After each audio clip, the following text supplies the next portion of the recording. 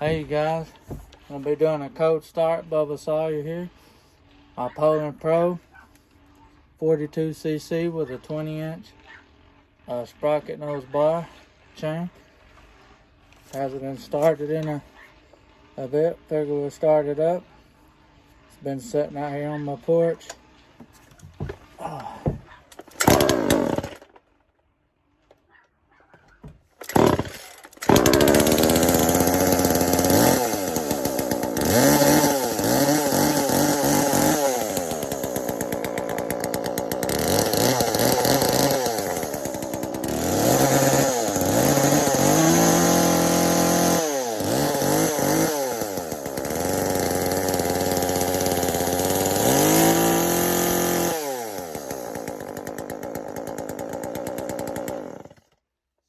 What I always do on these Poulan saws is I take a nail and a hammer and open these ports up where it can get better airflow, get that exhaust out of there.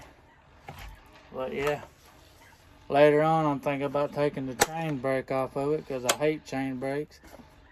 But there's my Poulan Pro. Yeah, there it is, guys. But I'll do a cold start for you. Thanks for watching.